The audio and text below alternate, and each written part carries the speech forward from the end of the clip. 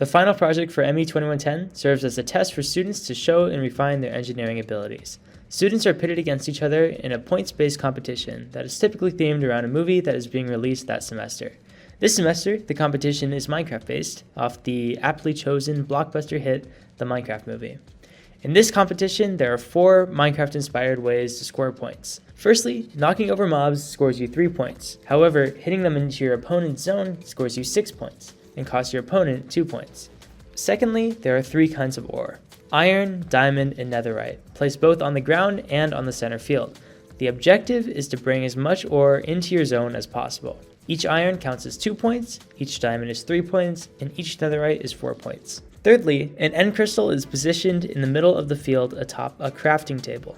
Knocking it over scores you 4 points, but if you can lift it in the air and place it atop the obsidian tower, you get 20 points. Finally, each robot is given a dog bone. If the dog bone is dispensed into any of the gaps on the rotating disc, you score 13 points, but if you can score it into the gap that matches your zone's color, you score 20 points. The team that has the most points while adhering to the competition rules wins. Each robot is strictly limited in budget and energy sources. Exceeding either limit results in a disqualification from the competition. Specifically, each robot is limited to 1. A budget of $120, and 2. Energy from only 5 mousetraps, 5 rubber bands, 2 pneumatic pistons, 2 DC motors, and 2 solenoids. Because of these limitations, our customer needs were centered around maximizing the efficiency in the way we used our energy sources. To kick off our design, we used a house of quality to create a specification sheet. Most of the items on the specification sheet are derived from the rules of the competition, but some are desires from ourselves as a team, such as ease of maintenance and reliability standards. Then we moved on to creating a function tree to identify the functions that our robot would need to perform. From here, we went on to creating a morphological chart to brainstorm different ideas for each mechanism. Right from the start of the competition, we noticed a non-trivial problem. To get a maximum score, the mobs that are in the center of the home zone need to be expelled into the opponent's zones.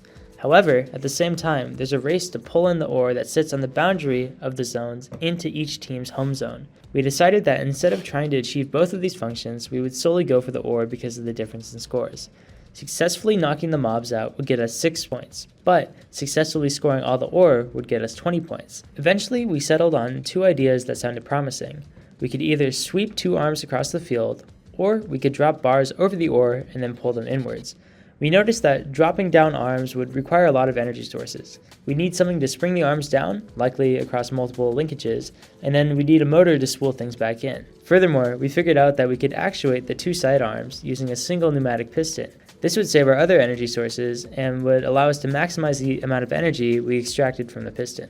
Some rough calculations show that the energy in a mousetrap, assuming its maximum force is about 10 newtons, is half a joule.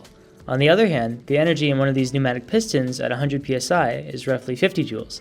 So to harness this energy, we converted the piston into a crank that turns a hub with a belt and gear. This intermittent hub reverses the direction of rotation and then connects to the other arm via a belt as well.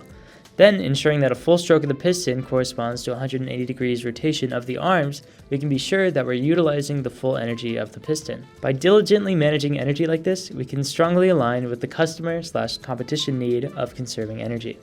After the ground ore collection, we moved on to the obsidian tower. Creatively, we decided to use a scooping mechanism that would knock the end crystal into a bag that would then get elevated above the obsidian tower. Compared to our other approaches, a bag was dead simple and again only required a single source of energy. Next on the morphological chart was the dog bone. Originally, we planned on using a pre-tensioned rubber band with a powered solenoid to release the bone. However, we learned that components were not allowed to be powered before the match begun, so we were sent back to the drawing board. We should note that, at this point in the competition, it was not evident that there would be marking nugs on the field to help with the dog bone activation. So instead, our team decided that we would encode the orientation of the field onto the Arduino using switches and a dial, then launch the dog bone via some actuator after a calculated amount of time. If all were to go correctly, the dog bone would release when the home zone's color faced the robot. However, now that we learned that we couldn't preload a solenoid, we needed a new idea. Not wanting to sacrifice the remaining motor or piston,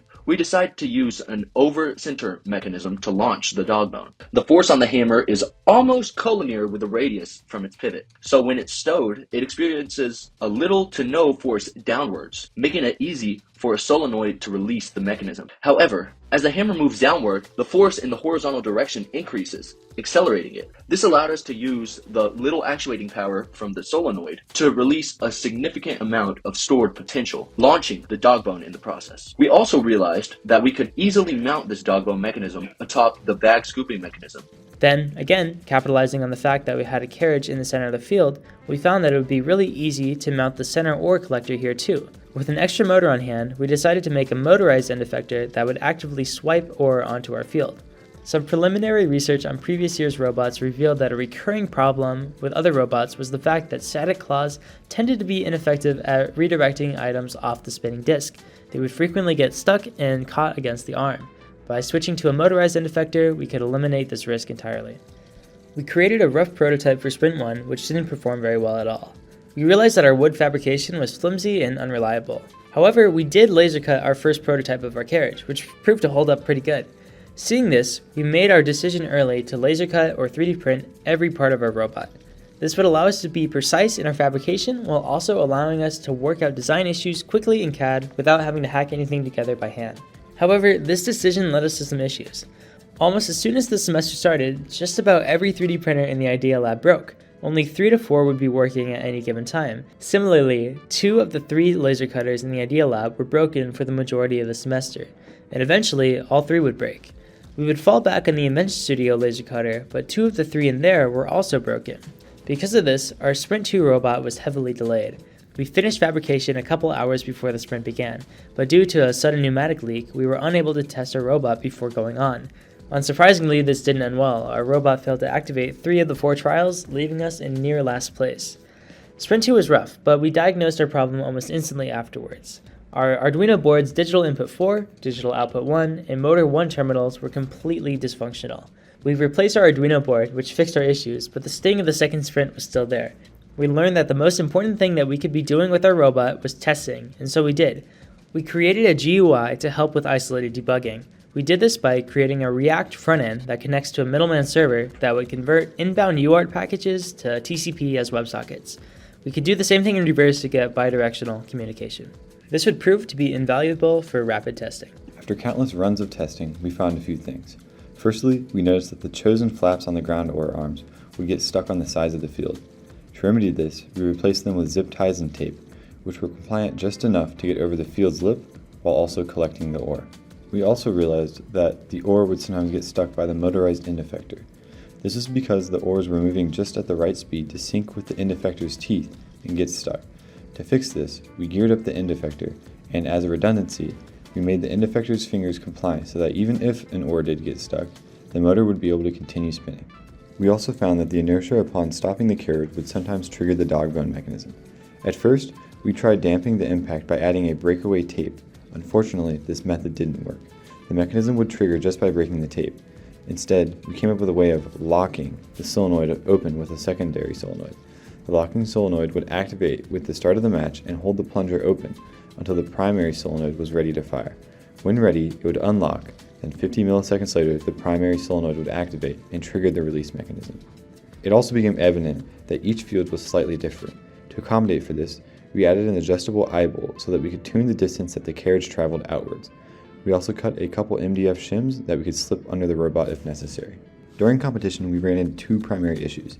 Firstly, the end crystal didn't always fall into the bag. Any slight deviation in where the robot was sitting would cause the bag mechanism to hit the end crystal off-center, causing it to miss the bag. A better design might include some sort of funnel mechanism that prevents the end crystal from falling in any other direction than into the bag. Missing the end crystal but still knocking it over still awarded our team 4 points, but was not the 16 points that we wanted to achieve. Secondly, the ground ore arms frequently got stuck on the field. Interestingly, pre-competition we found this was very reliable after adding zip ties and tape. However, we suspect that there is either a pressure leak only presented on the day of the competition, or the zip ties being stowed bent overnight caused their compliant properties to change. Missing the ground ore was detrimental to our team and cost us the competition in round 3. Scoring 20 points would have easily allowed us to continue to the next bracket. In the end, we learned a good lesson about balancing theory and practicality. Our robot was really good on paper, and we won the design award for that. However, we didn't allot ourselves enough time to adapt to the challenges thrown our way. If we were to take this class over again, we would be much more strict about getting a viable prototype way earlier in the semester.